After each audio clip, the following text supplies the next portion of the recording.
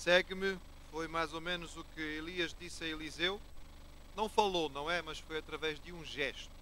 Vamos recordar, estamos em 1 Reis, capítulo 19, e já vamos no nosso 10º estudo. Eu não estou com pressa, irmãos. Vou procurar tirar aquilo que temos para tirar do texto bíblico, e é muito, então não vale a pena nós corrermos, não é? 1 Reis 19, a última parte do capítulo. Quando nós pensamos que o fim chegou, pode ser que o Senhor ainda tenha muitos planos. É o caso aqui para Elias. Elias pede a Deus a morte, ele acha que está na hora de ir embora, e Deus diz para ele, diz assim, não somente não está na hora de ir embora, como há muita coisa ainda para tu fazeres, não somente a nível nacional, mas até internacional. Deus queria fazer justiça dentro e fora de Israel, e para isso ia usar Elias para escolher pessoas e ungir pessoas para este trabalho, e até a própria continuidade do trabalho de Elias. Vamos então recordar este pequeno trecho que está em 1 Reis 19, os versículos 19 a 21. Diz assim: Partiu, pois, Elias dali de onde? Do Monte Horebe, lá no deserto do Sinai, onde ele estava falando com Deus. Lembram-se? Portanto, partiu dali e achou a Eliseu, filho de Safate, que andava lavrando com 12 juntas de bois adiante dele. E ele estava com a 12ª, e Elias passou por ele e lançou a sua capa sobre ele. Então deixou ele os bois e correu após Elias e disse: Deixa-me beijar a meu pai e a minha mãe, e então te seguirei. E ele lhe disse: Vai e volta. Presta atenção naquilo que eu tenho feito contigo. Voltou, pois, de atrás dele, e tomou uma junta de bois e os matou, e com os aparelhos dos bois cozeu as carnes e as deu ao povo e comeram. Então se levantou e seguiu a Elias e o servia. Apenas 3 versículos, irmãos, mas há aqui uma boa quantidade de coisas para nós aprendermos. Então vejamos. Primeiro, na obra de Deus não há insubstituíveis. Na obra de Deus não há insubstituíveis. Talvez em outras coisas possa haver tal coisa como alguém que não pode ser substituído, mas não na obra do Senhor. Quem foi maior do que Moisés? O líder que tirou, não é? Cuja mão Deus usou para tirar o povo do Egito, para atravessar o Mar Vermelho, para sobreviver no deserto, para lidar com tantas situações difíceis e complicadas, para falar face a face com Deus, para receber os 10 mandamentos diretamente do Senhor. Mas houve um momento em que Moisés precisou partir, e na hora de Moisés partir, Deus levantou Josué. E Moisés, apesar de ter sido tão grande, teve um grande substituto. Que rei foi maior do que Davi? Foi o rei que finalmente unificou o povo de Israel. Foi aquele jovem que mostrou coragem desde a sua mocidade. Foi aquele que foi o cantor de Israel, o poeta do povo. Foi o homem que sonhou com o templo em Jerusalém, que unificou a nação, que lhe deu uma capital. Davi, até hoje, é o símbolo de Israel. Mas quando Davi chegou ao seu momento de partir, o Senhor levantou o Salomão. E aqui nós temos Elias, talvez o maior dos profetas. Um homem que nós ouvimos com uma oração simples, pedir ao Senhor e ver fogo caindo do céu. Mas Elias não era insubstituível. E o Senhor tinha Eliseu preparado para esta função. Nós temos a tendência, irmãos, de nos ligarmos às pessoas. É natural, faz parte da forma como nós fomos criados. E quando há servos do Senhor que são muito marcantes, como é o caso de Elias, é natural que a nossa ligação pessoal nos diga que ninguém vai poder ser igual. Mas nós não estamos a falar em ser igual. Estamos a falar no valor da obra que é feita para o Senhor. Há situações em que nós achamos que ninguém pode substituir aquela pessoa. E de facto, talvez não seja a melhor ideia pensar em substituição, mas na continuidade da obra que é de Deus. O que eu disse aos irmãos foi: na obra de Deus não há insubstituível. Porque se a obra é de Deus, então a continuidade depende do Senhor e não do homem. Quando a obra é do homem, a saída de alguém pode representar o fim, a queda, não é? Foi-se embora, porque era algo feito pela força do homem, na carne.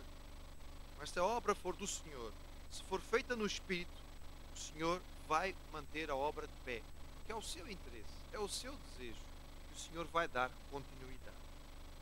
talvez a maior de todas as dificuldades que nós podemos ter em termos de sucessão na Bíblia seja a do próprio Senhor Jesus. Os irmãos já pensaram no risco que Jesus correu ao fim de apenas 3 anos terminar o seu ministério e subir ao céu? Agora que ele tinha ressuscitado com um corpo ressurreto e todo poderoso, será que não era hora dele aparecer novamente em Jerusalém? Ir ao Sinédrio dizer a eles: afinal, eu estou aqui? Não, Jesus sobe e ele delega a responsabilidade da continuidade àqueles 12 homens que há tão pouco tempo atrás tinham-se provado medrosos, incapazes, duvidosos, etc, etc. Mas Jesus confiou e a verdade é que a obra continuou, porque o trabalho era de Deus, era a obra do Senhor. Na obra do Senhor não há insubstituíveis. Mas, irmãos, esse texto também nos ensina que não há insubstituíveis, mas há que encontrar quem Deus escolhe para o seguimento da obra. Os irmãos vejam que Deus escolhe e indica a Josué. Deus diz a Moisés quem vai dar continuidade. Deus escolhe e indica Salomão. Davi tinha muitos filhos, tinha muitas mulheres. Era um problema. Podemos dizer que era um sarilho, não é, irmãos? E mesmo quando Salomão assume o trono, há ali disputa. Adonias, o irmão dele, que era mais velho, achava que devia ser ele. Já antes Absalão queria ter sido rei. O filho mais velho era Amnon, que nem sequer chega a ver a morte do pai. Havia muitos filhos, muitos príncipes para um trono. Foi Deus que escolheu a Salomão e lhe deu um outro nome. Lembram-se qual foi o nome que Deus deu a Salomão? Dias. Lembram-se? Dias, o amado de Deus. Foi o Senhor que deu este nome a Salomão. E Salomão foi escolhido por Deus para o trono. Foi Deus que escolheu o sucessor. E aqui também foi Deus que indicou a Elias que ele devia ungir a Eliseu, filho de Safate, no seu lugar. É muito interessante, irmãos, o que o texto diz. Diz assim que Elias achou a Eliseu. Esta palavra aqui para nós em português talvez não seja muito fácil. A palavra no original, a palavra hebraica no original, maltzal, dá a ideia de encontrar, no sentido de adquirir. É como quando alguém vai ao mercado procurar alguma coisa, sabe o que quer, e então procura com muito cuidado até encontrar, e já achei. Não é propriamente uma coisa perdida, mas havia uma intenção clara naquilo que se queria encontrar. Não foi o encontrar assim no vazio, mas sabia-se especificamente o que se queria. Procurou-se entre muitas possibilidades, mas era isto que eu queria. Então vai-se quase direto à coisa certa. É isto que significa o que Elias faz. Ele de facto encontra, ele acha neste sentido, ele adquire, digamos, a companhia e o trabalho de Eliseu. Não sabemos se esta família era uma família significativa, não sabemos se ele já o conhecia de alguma maneira, porque evidentemente que a terra era muito grande e havia muita gente. E a indicação que o Senhor dá não é muito grande. Mas o Senhor diz quem é, de quem é filho e aonde está. Porque Deus tinha dito no versículo 16, Eliseu, filho de Safate, de Abel Meolá. Portanto, deu a indicação clara aonde devia ir o servo procurar o seu sucessor. Ou seja, foi Deus que escolheu. Deus escolheu, era a função de Elias obedecer, e como Deus escolheu, o sucessor era realmente o homem para continuar a tarefa que tinha sido feita. Agora é muito interessante, irmãos, nós olharmos para este texto e recordarmos mais um princípio bíblico, que é o seguinte: o Senhor dificilmente chama desocupados. Nós às vezes ficamos confusos quando parece-nos que o Senhor dá mais trabalho a quem já tem trabalho, não é? Ou quando o Senhor vai buscar alguém que aparentemente já está a fazer uma obra. E às vezes parece-nos confuso. Alguns episódios bíblicos chamam-nos a atenção a respeito disto. Por exemplo, sempre me fez alguma confusão o episódio de Filipe o diácono. Filipe o diácono sai de Jerusalém no meio da perseguição, está lá no livro de Atos capítulo 8, ele vai parar em Samaria, começa a pregar e há um avivamento. O homem é profundamente bem sucedido no seu ministério. Começa a haver uma ação extraordinária de Deus em Samaria. No meio do avivamento, Deus diz assim a Filipe: Filipe, vai para o caminho do deserto.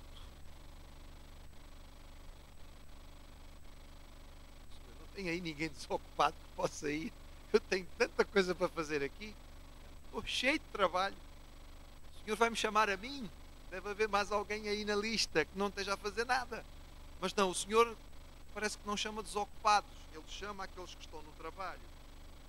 Moisés estava a trabalhar, estava a pastorear as ovelhas do seu sogro quando Deus o chamou. Davi estava lá no campo tomando conta das ovelhas do seu pai. Gideão estava malhando o trigo. Enfim, são muitos os episódios. No Novo Testamento, os discípulos de Jesus, a maioria eram pescadores, estavam a trabalhar. Uns estavam a pescar, outros estavam a consertar as redes. Estavam a trabalhar, eles estavam desocupados. Mateus estava a trocar o imposto na sua mesa de trabalho. E Deus chegou e disse: segue-me, vem após mim. Eles não estavam parados à espera de que Deus os chamasse. É interessante, irmãos, que Elias não encontra Eliseu numa escola de profetas. E havia já várias nesta altura. Os irmãos vão acompanhar comigo e vão ver que havia várias escolas de profetas. Podíamos chamar de seminários, digamos assim. Elias não encontra Eliseu no seminário. Eliseu não está a dedicar-se à oração ou ao estudo da palavra. É um homem de trabalho. Ele está a trabalhar no duro. E é ali que o Senhor vai buscá-lo. Eu lembro-me que era miúdo, fiquei marcado por esta verdade. Quando o meu pai era sendo pastor de uma grande igreja, uma igreja com mais de 1000 membros, Deus o chama para um trabalho missionário numas ilhas perdidas no meio do Atlântico, que no Brasil ninguém nem sabia onde é que era. No Brasil, quando se falava em Açores, ninguém sabia o que era isso. Açores? O que é que isso é de comer? Não, são ilhas portuguesas, ou no Atlântico. As pessoas não achavam no mapa, irmãos, porque nos mapas que vendiam no Brasil, os Açores quase nem apareciam, não era? Eram umas cabecinhas de alfim. Mas tem gente aqui, tem muita gente aqui. Não há nenhuma igreja, é preciso que alguém vá pregar o Evangelho a este povo. Mas tu és um pastor de uma igreja grande. Eu lembro-me muito bem de um grupo de pastores que foi tentar pôr juízo na cabeça do meu pai. Não há tanto pastor aí, sim. Na tua própria igreja há uma série de pastores que estão lá sentados nos bancos. Há tanta gente que pode fazer. Mas Deus não chamou os que estavam sentados nos bancos. Deus chamou o meu pai, que era o pastor da igreja. E foi o meu pai que foi chamado, foi o meu pai que deixou a igreja, foi o meu pai que seguiu para o trabalho. O Senhor não fica à espera que nós fiquemos de braços vazios para nos chamar. Portanto, temos que estar atentos a isto. Este homem, Eliseu, era um homem de trabalho. Esta é uma história muito bonita, irmãos, porque é uma história de um jovem rico que obedeceu. Nós temos a história do jovem rico que não obedece. Esta é uma história de um jovem rico que obedece. E os irmãos vão dizer assim: pastor, não consigo ver que este jovem fosse rico nesta história. Ah, não? Então olha outra vez, meu irmão. Diz assim, diz assim, andava lavrando com 12 juntas de bois. Que irmãos fazem ideia do que era uma família que tivesse 12 juntas de bois de lavoura naquele tempo? Uau! Eles eram muito ricos. Então é assim, irmãos. Uma junta de bois de lavoura já era uma coisa difícil de conseguir. Não seriam muitas as famílias que tivessem uma junta de bois de lavoura. Vamos pensar assim, tivesse um bom trator agrícola, não é? Vamos pensar na nossa linguagem de hoje. Ter um bom trator é preciso ter recursos. Até porque não é com um terrenozinho no fundo do quintal que se vai ter um trator. É preciso ter muita terra para ter um trator. Era preciso ter muita terra para ter bois para trabalhar. Mas eles não tinham um trator, eles tinham 12 tratores. Eram 12 juntas de bois. Os irmãos têm uma ideia do que era isto? Esta família devia ser dona da Belmeolá. Portanto, era gente que tinha muito recurso, muitas posses. E aqui nós ficamos percebendo algumas coisas sobre o caráter deste jovem, deste Eliseu. Uma família tão rica, porque é que ele não está em casa sentadinho a descansar? Uma família tão rica, porque é que ele não se limita a dar ordem aos empregados para fazerem o trabalho? Diz o texto sagrado que havia 12 juntas de bois a trabalhar e Eliseu estava com uma delas.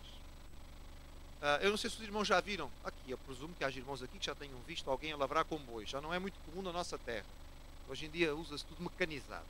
Alguém já viu aqui gente a lavrar com bois? É trabalho pesado, não é? Não é brincadeira. É preciso ter cabedal, como a gente diz cá em Portugal, não é? É preciso ter cabedal para lavrar com bois. Este jovem não está a fazer um trabalho leve, ele está a fazer trabalho pesado, mas ele está ali a trabalhar. É um jovem rico, mas que não se senta à sombra da riqueza da sua família, mas realmente pega na massa e faz o trabalho. E talvez esta seja uma das características significativas dele.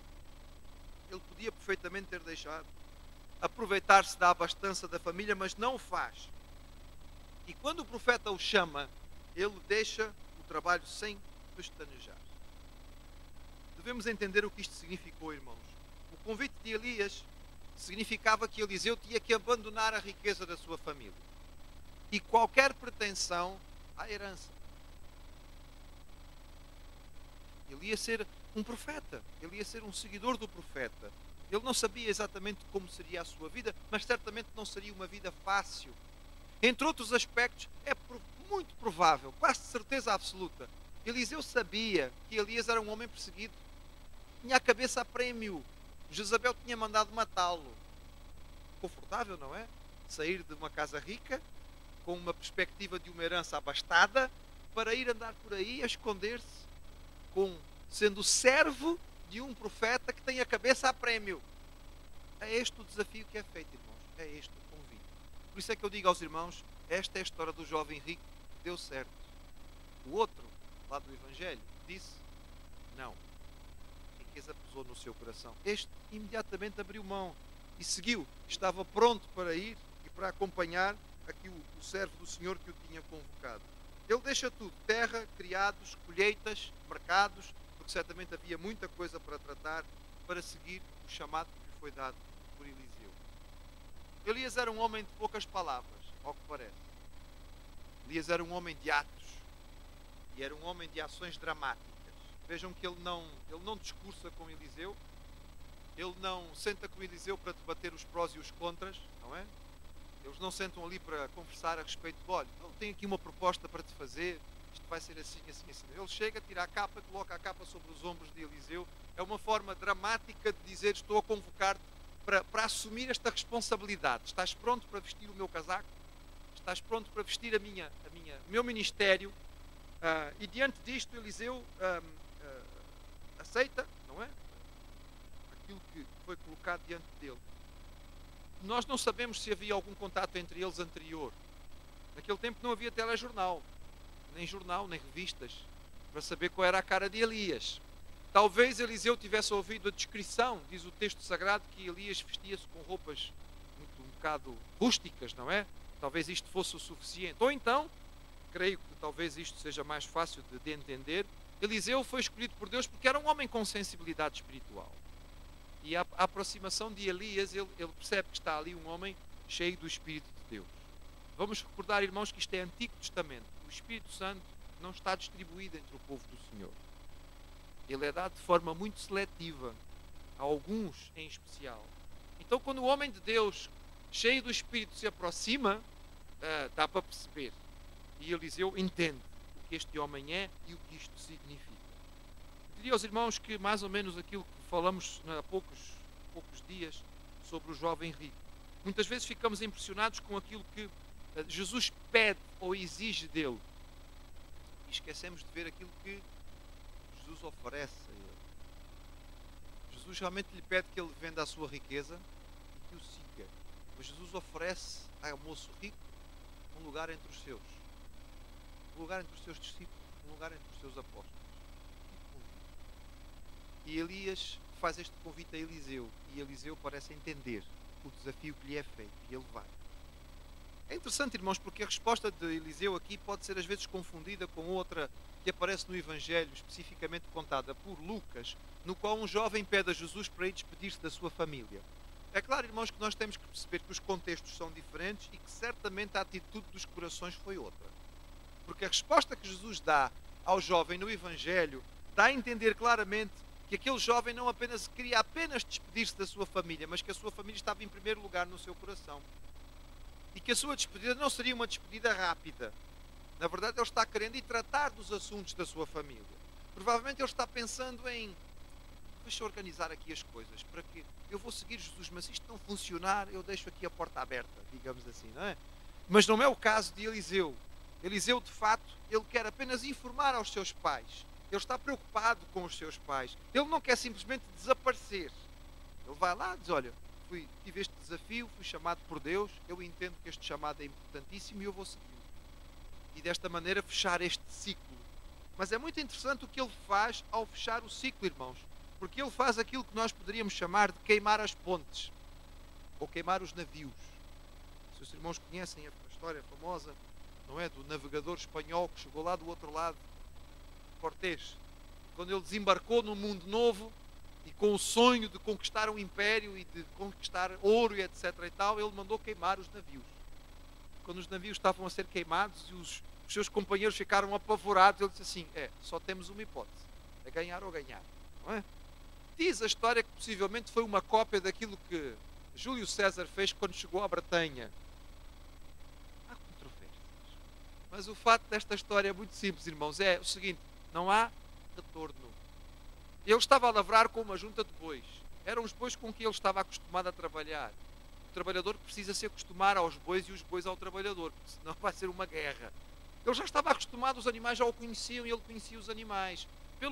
Pela voz, pelo assobio, por alguma coisa que ele fazia, eles viravam-se, ele estava acostumado. Então o que é que ele faz, irmãos? Ele queima a ponte. Ele mata os animais e usa a madeira dos aparelhos para queimar aquela carne e distribuir pelo povo que se junta para se despedir dele. Uma família importante, certamente muita gente se juntou para esta despedida e ele aproveita a oportunidade para deixar claro o quanto era importante para ele se tornar um servo do Senhor de forma integral, não é? Servir a Elias, que era o profeta de Deus naquela ocasião. Eu imagino que deve ter sido um momento muito marcante para a comunidade. Os irmãos têm uma ideia de quanta gente é preciso para comer a carne de 2 bois? É muita gente, não é? É muita gente. Não foi só meia dúzia, não foi só para ele e para os pais, né? Muita gente se juntou, provavelmente todos os empregados da família e outras pessoas da localidade se aproximaram. Foi uma festança, digamos assim, mas é um princípio bíblico, é uma tomada de posse pública, é uma tomada de posição pública em que ele declara para toda a gente saber: eu a partir de agora sou servo do profeta do Senhor. Não fique nenhuma dúvida. O texto mais tarde vai nos dizer que Eliseu era aquele que derramava água sobre as mãos de Elias, para dar a ideia de uma forma bem clara de qual era o tipo de serviço que ele fazia. Ele não estava preocupado com isto. Este trabalho não o humilhava. Faz-nos lembrar aquilo que Jesus ensinou aos seus discípulos, não era? Que o servo não é maior do que o Senhor. E se o Senhor está pronto para servir, o servo também tem que fazer. E agora Eliseu deixa a sua família, deixa a sua herança, deixa a sua casa, deixa aquilo que podia ser lhe dado pelo conforto deste ambiente, para viver um grande desafio, uma grande aventura de fé, porque Elias, ninguém sabia para onde ele ia. E o que é que ia acontecer? Era um homem movido pelo Espírito de Deus. E ele vai seguir Elias e vai ser o seu servo. Significa que ele vai fazer tudo aquilo que Elias precisava que ele fizesse. Trabalho simples. Talvez ir buscar lenha para fazer uma fogueira, para aquecer água, para preparar alguma comida, para trazer alguma coisa que Elias precisasse. Mas é neste discipulado, próximo, um a um, que ele vai crescer e se preparar para a tarefa que tem. Este é o princípio bíblico, irmãos. Foi assim que Josué aprendeu, foi andando com Moisés. Foi assim que Salomão aprendeu, foi vendo o seu pai governar. Foi assim que Jesus treinou os seus discípulos. Foi assim que Paulo fez com Timóteo, com Tito e com outros jovens. É assim que Elias vai fazer com Eliseu. E nós vamos estudar, irmãos, e vamos continuar vendo o quanto Eliseu estava realmente preparado quando o momento chegou. Mas o momento ainda não chegou. E Elias ainda tem tarefas a cumprir. Mas os irmãos já sabem que essas tarefas nós não vamos ver hoje. E que para a semana, se Deus quiser, aqui estaremos para continuar vendo aquilo que o Senhor tem para nos ensinar através do seu servo Elias. Agora já não vai ser só a vida de Elias, mas de Elias e de Eliseu. Vem e segue-me. Foi o desafio que foi dado a Eliseu nesta altura. E é o que o Senhor nos dá a cada dia. Cada manhã é um desafio para seguir a Jesus. Vou segui-lo hoje, obedecendo aos seus ensinos, sendo um verdadeiro cristão, ou seja, um verdadeiro discípulo